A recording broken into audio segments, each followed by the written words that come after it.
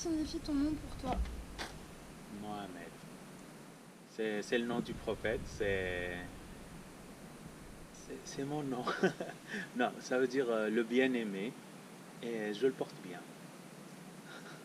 Pourquoi tu le portes bien? Je, je suis bien-aimé, si tu as remarqué. Et Mohamed, d'où est-ce que tu es doux comme ça? Euh, je suis de Béjaïa. Non, non. Je suis plutôt du côté de ma mère. Ma mère, c'est la douceur réincarnée.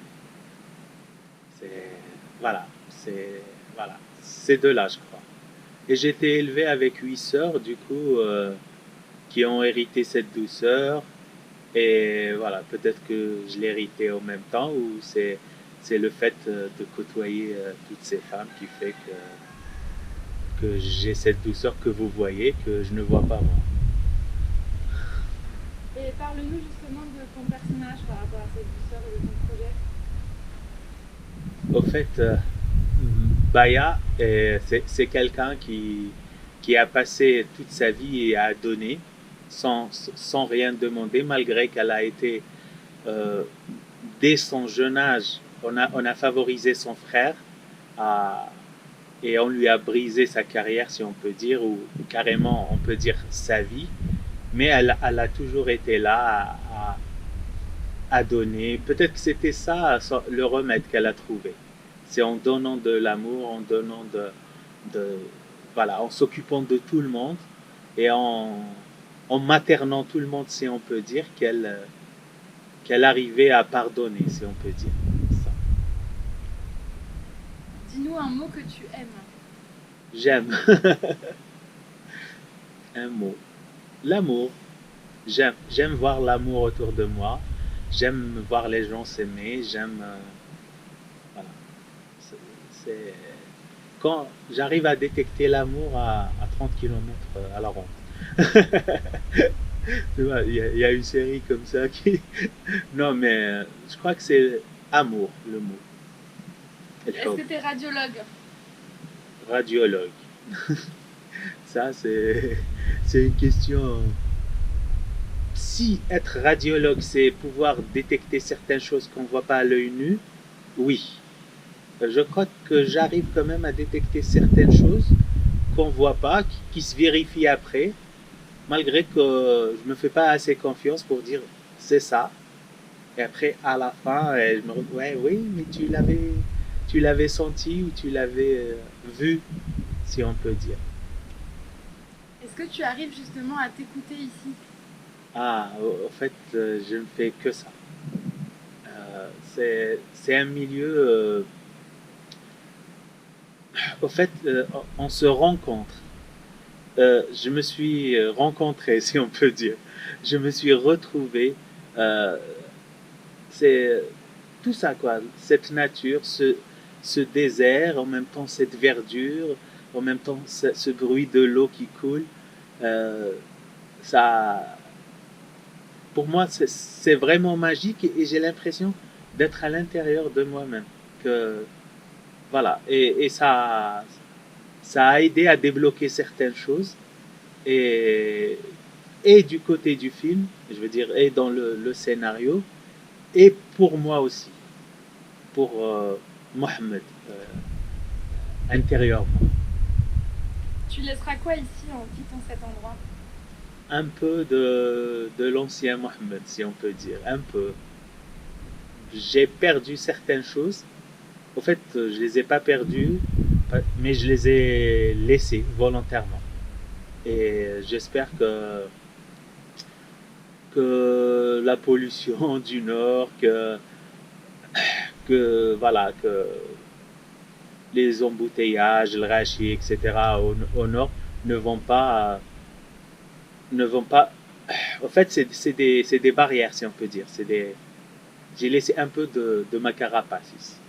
Voilà, c'est Es-tu un petit ballon rouge avec I love you dessus? les petits ballons rouges que je donne aux enfants. Au fait, quand je suis venu en 2011, il y avait tout le temps des gens qui donnaient de l'argent aux enfants. Et je n'aimais pas ça. Donc je me suis dit, c'est des enfants, ils doivent jouer, ils doivent... Donc du coup, en venant, j'ai ramené des ballons. Ils étaient rouges et il y avait I love you dessus. C'était un hasard, c'était en achetant les ballons à Alger avant de venir. Mais je trouve que c'est ça. C'est de l'amour aussi. Voilà. Donc que ces enfants jouent, que ces enfants... Parce que c'est vrai que c'est beau, la nature, le désert, mais la vie est dure. Donc on retrouve des enfants qui vendent, et ils doivent jouer.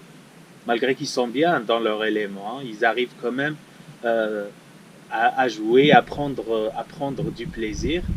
Là où nous, où nos enfants demandent toujours plus, demandent plus pour être heureux, alors qu'avec peu, on peut vraiment être heureux. D'où le ballon.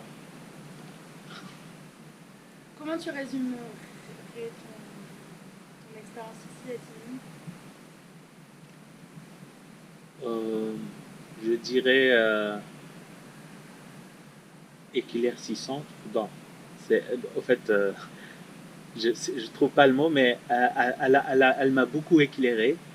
Elle m'a aidé aussi à prendre des décisions. J'ai fait beaucoup de changements dans le scénario en coupant, en faisant, en écrivant. C'est difficile de couper des choses. C'est comme si on se charcutait, là, on se tailladait un peu. Et j'ai enlevé certaines choses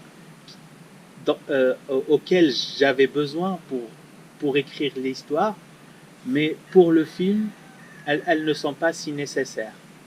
Au fait, elles sont là dans l'histoire, c'est le backstory du personnage, mais le spectateur n'a pas besoin de les voir. Il va les voir à travers le personnage, à travers euh, son comportement, ce qu'elle vit, sa relation avec son frère. Et c'est pas la peine de trop détailler. Donc, j'ai beaucoup enlevé. Et, euh, et donc, par rapport à son voyage ou son parcours vers la fin, je devrais construire euh, un peu aussi. Donc voilà, c'est comme ça que le projet... je- voilà. Super. T'as un truc à ajouter? C'était un plaisir de connaître Emma et Walid. Walid qui est une encyclopédie, qui a... Walid, au fait, il a vraiment des références. À, il, il peut animer un ciné-club à lui seul, quoi, si on peut dire. Et avec Emma, c'est... comment dire? Elle sait mettre... elle sait détecter les choses, si on peut dire. Au fait, ses conseils étaient précieux, mais elle sait mettre le doigt là où ça fait mal. Elle sait détecter aussi. Je crois qu'elle est radiologue aussi. Voilà, c'était une bonne expérience. On était dans un cadre agréable. Notre hôte Yasmine était magnifique et c'était juste ce qu'il fallait pour pouvoir prendre les bonnes décisions. Voilà. On a besoin d'une deuxième session, mais on la fera à Béjaïa au bord de la mer.